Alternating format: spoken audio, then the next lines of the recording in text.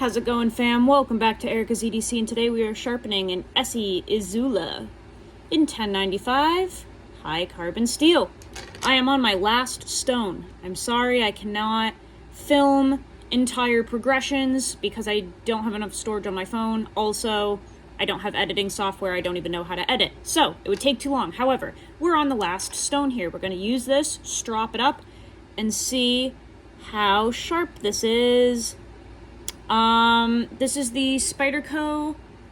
Where's the case? Spyderco Ultra Fine Stone. It's a ceramic stone. I am finishing my back and forth passes on this, and then we're going to do some stropping. And we're going to see how this came up because I did a big oopsie on this one outside today.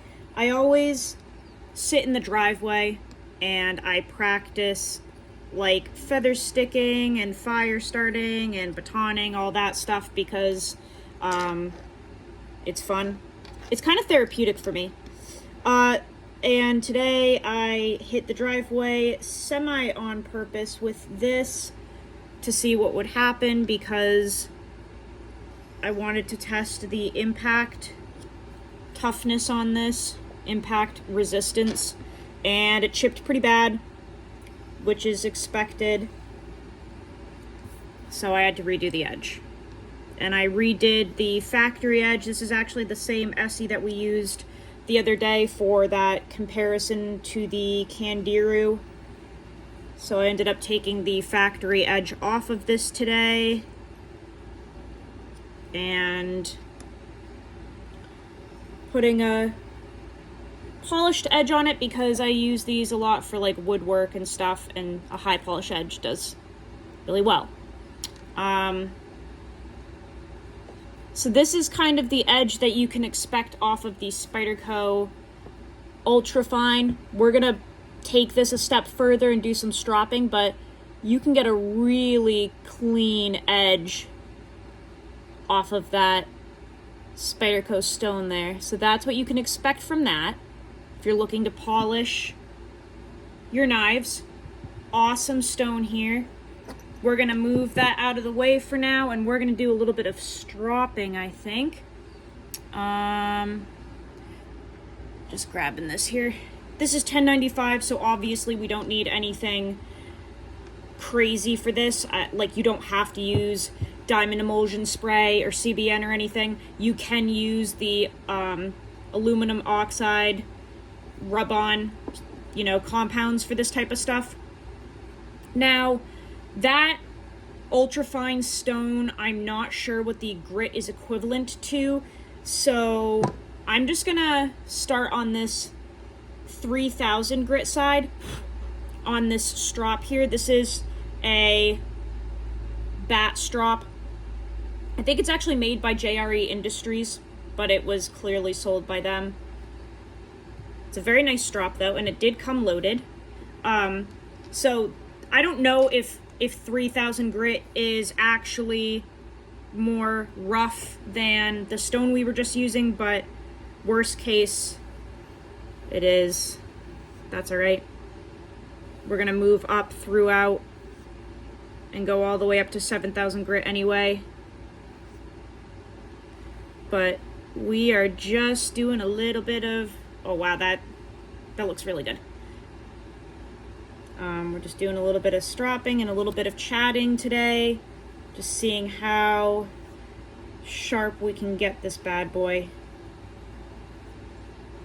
But this compound seems to be doing just fine. It's not like reintroducing a different scratch pattern, so we're good.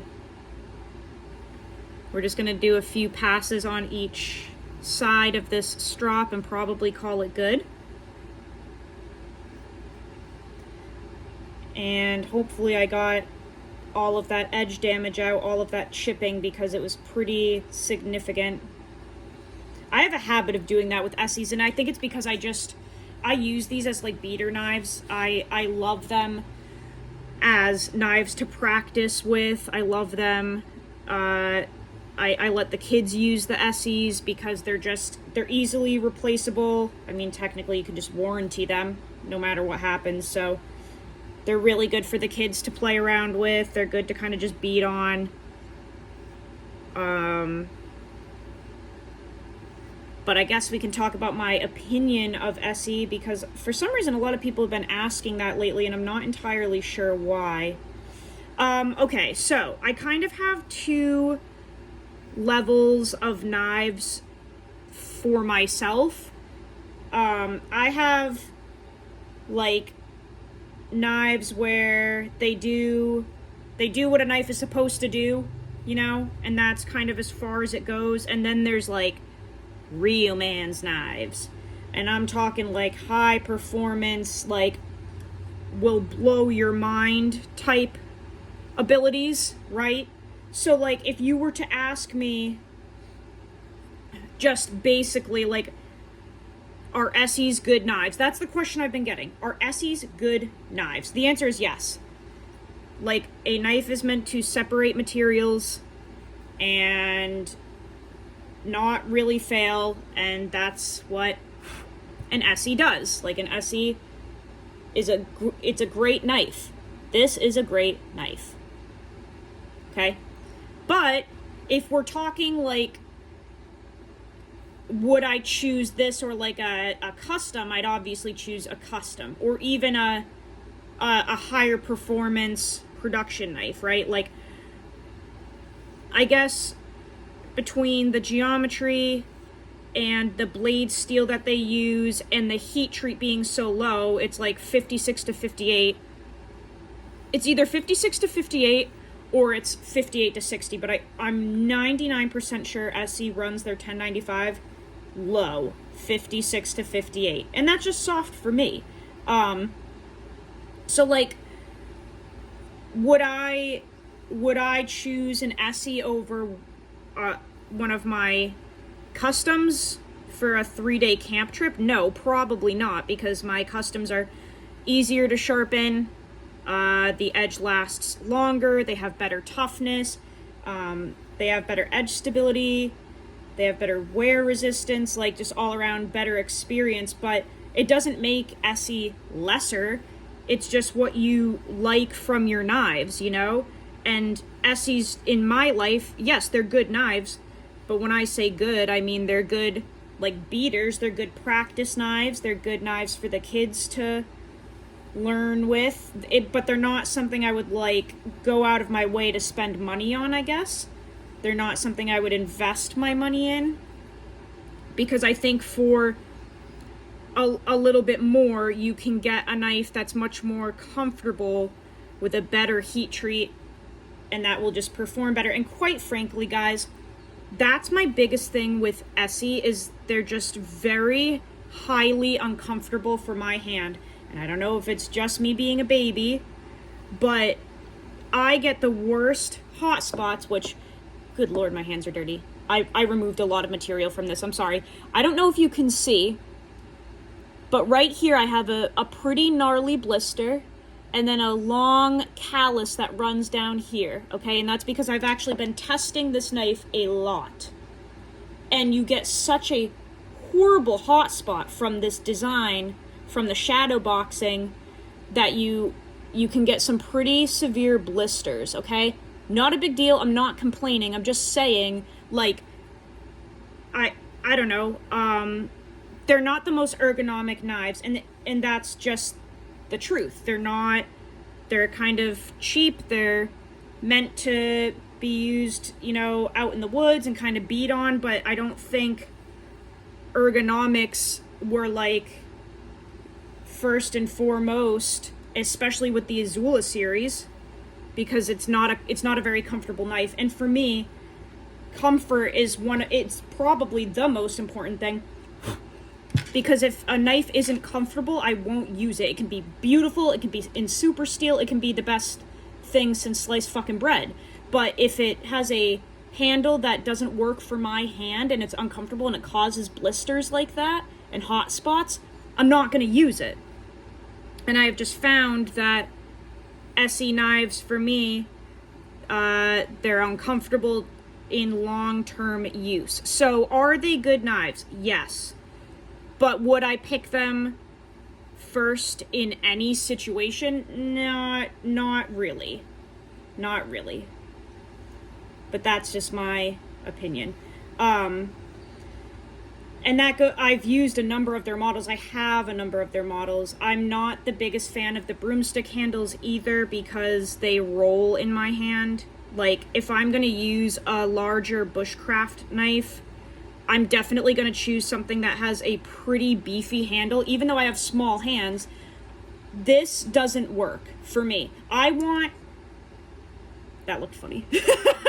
I want them thick. God. No, but I'm serious. I need like a really thick, fulfilling handle. Otherwise, it rolls around in my hand, and that's just what I like. I'd rather have the handle be too thick than too thin like this. And broomstick handles, for me, they just tend to, like, when I hold them, they roll around because it's a cylinder in your hand. Whereas something with, like, maybe a palm swell and, like, a swell, like the Coke bottle design, that's what I really like for outdoor use. A Coke bottle shape. I really like that type of ergonomic. And I just haven't really found an ESEE that, like, satisfies that design characteristic that I enjoy. Alright, we're just wrapping this up here. But yeah, no, especially if you're just getting into bushcraft stuff, or, you know, hanging out at the campfire and just playing around with kindling and feather sticking, ESEEs are great. They're great. I think basically what I'm saying is I think where I'm at now, and having used knives my literal entire life since I was a fetus, I was probably born with a knife in my hand. I think I've graduated from knives like ESEEs. I just think I've kind of moved to the next tier of knife addiction and knife craziness. But I do test them still. I do enjoy them, absolutely. That's why I'm testing this one right now, because people still want to see them. So, I hear you, I see you, I'm making ESEE content, okay? I hear you. Now, this is just about done. I'm really hoping this is actually sharp, because if I have been doing this for 12 minutes on camera, plus the, I would say, 45 minutes beforehand, and this knife is shit, I'm gonna be big sad. I'd be really big sad. Because I have spent a decent amount of time on this. Not anything crazy. I mean, it's 1095, so you can move through stones very quickly and efficiently. But let's hope it actually did something, right? And I know the hand switching drives you guys nuts. It drives me nuts. I don't want to be like this. I have severe, crippling OCD, and I have to do everything as even as possible, and it drives everyone nuts, including me. Okay. Let's see what the edge is like. I'm scared. I'm always nervous when I do this, you know, because it's like I haven't tested the edge yet, so who knows if this is even good or not. Wearing the KISS shirt again for you guys. Y'all enjoyed that last time. Sorry, I'm getting a piece of paper. Hold on. Wore this just for you guys. Okay. I'm nervous. I think I got that edge damage out. The moment of truth.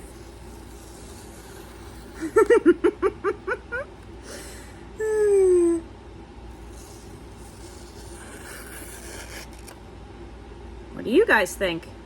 Is that sharp? I would say so.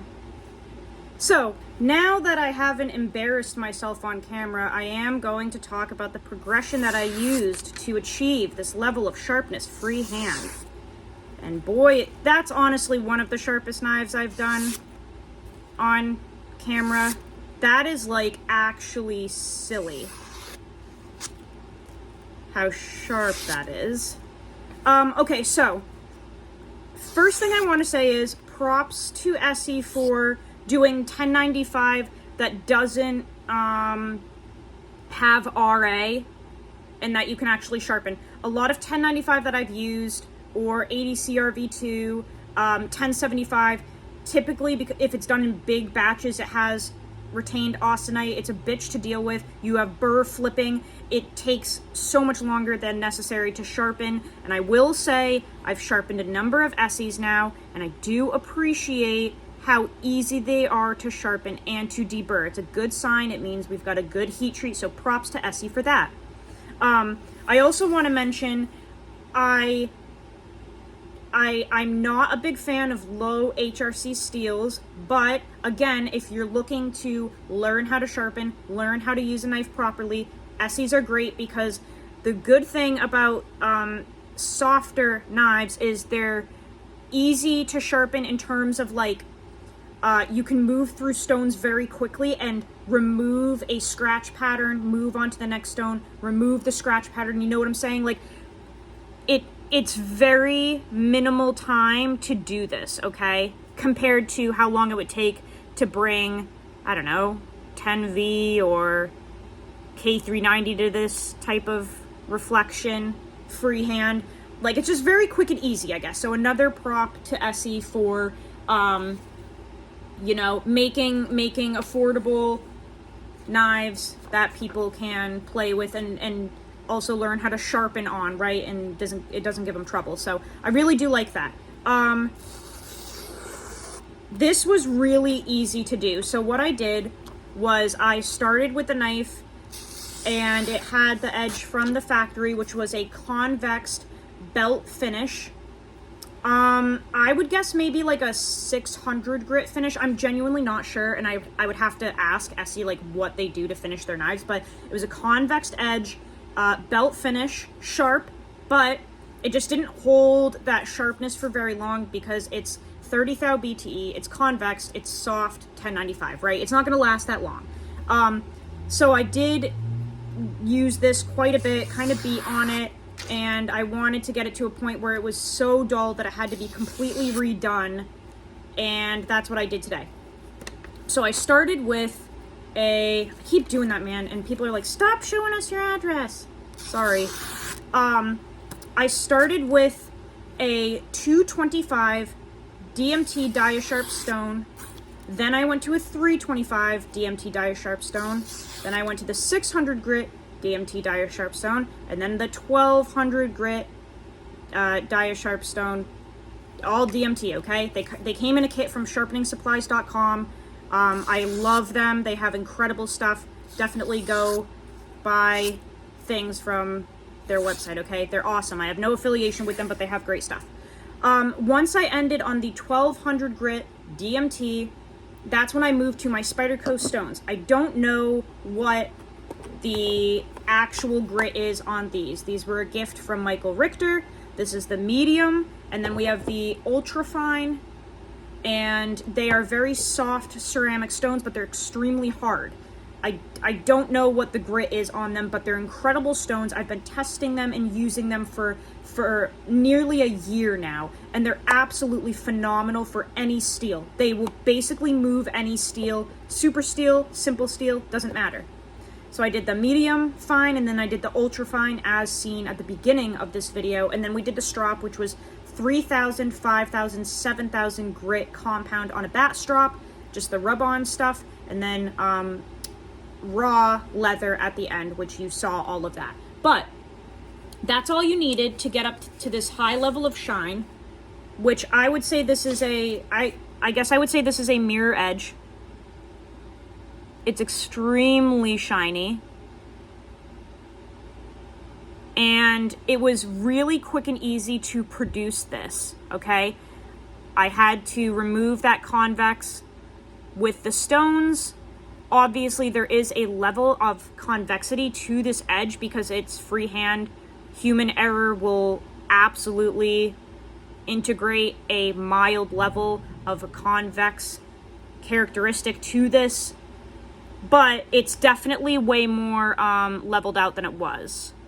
And the front end sharpness that you will experience from this is night and day different from what you get from the factory. No shade, totally fine what they send them out with, but it's a lot of fun bringing these up to this high level of front end sharpness, especially with a mirror polish, because from my testing so far, 1095 does incredible with a high polished edge. It is not one of those steels that glasses out when you highly polish it like this. This is so ridiculously sharp and toothy. It's phenomenal. And yes, I did test this level of sharpness already. It's a couple videos back. It's called ESEE IZULA versus ESEE Candiru, and the Candiru had this same exact polish, and it just felt better in use. It performed better. It's still razor sharp.